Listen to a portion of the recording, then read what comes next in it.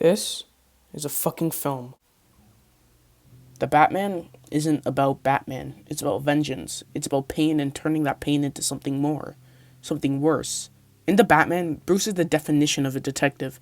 He uses his mind to solve things all the time.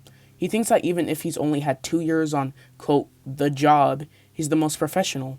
But for the most part, his suit is the only thing saving him. As Bruce Wayne, people expect a lot from him since Bruce is rich and famous. He's expected to represent so much. His father, his company, all the orphans in Gotham.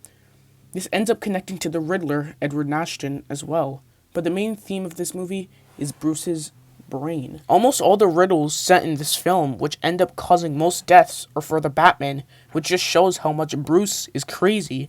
He literally has so much room and money in his castle, he spray paints the ground to help him solve cases.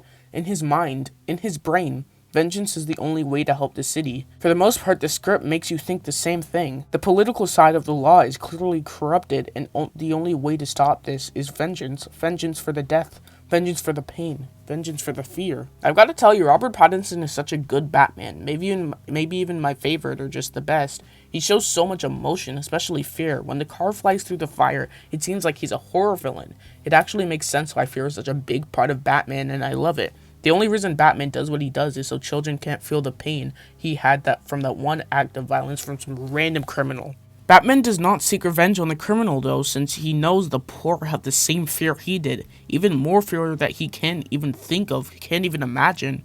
Bruce will never feel the pain, the fear poor criminals feel every day, the fear that they won't eat today, fear that they won't be able to provide enough food for their children who are babies. This might be confusing since there are criminals Batman beats the shit out of in the film. But these aren't poor criminals, they are privileged ones who grew up in a loving home, but they do it for fun, for the kick, for the thrill.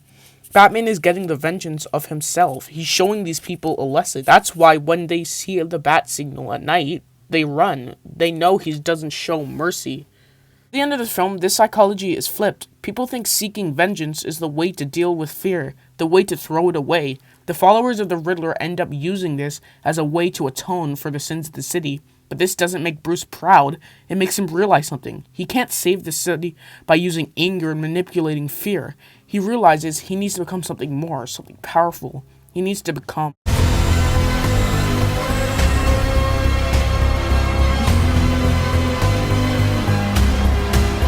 In the film, Selina Kyle uses vengeance to try and kill her father, Carmine Falcone, but Riddler ends up doing it. In the film, Riddler says his persona is being himself, but every persona someone takes in this film just ends up being vengeance. The film starts with the narration of Halloween from Bruce.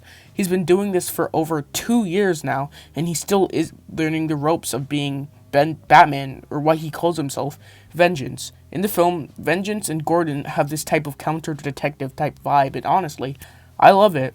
In a way, it's deeper than that. Gordon doesn't really want to do this, in a way. There's multiple times in the film where Gordon might be fired. Gordon, the detective of the books, all he wants is by the law. In a way, this is mirrored by Bruce. He thinks that what he does is truly justice, but shut out by those who are really of the law. Police, they either are scared of him or mock him. There's very little emotion shown by Bruce and Batman, and that's because he's lonely. He makes a journal because other than Batman, there's nothing else for him to do. He clearly loves Selina, but never has the confidence to tell her.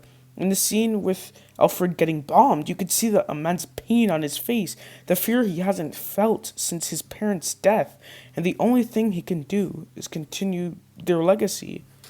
Their legacy is...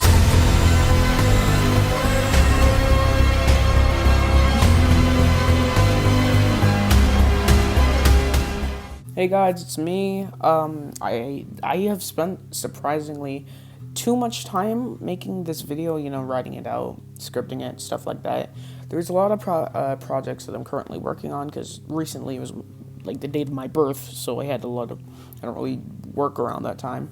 So basically I have a lot of stuff planned. I have Venom episode 2, which is hopefully coming out, and then I have The Amazing Spider-Man 3 What If, which will hopefully be coming in the next couple of weeks, but I'm not really sure. The YouTube algorithm really hates me. But if you did enjoy this video, please remember to like, subscribe, and comment what you liked about it. If you didn't like it, come on, you're free to leave a dislike or comment what you didn't like, and hopefully I could make my videos better in the future. Thank you, this is Zero Station, and bye.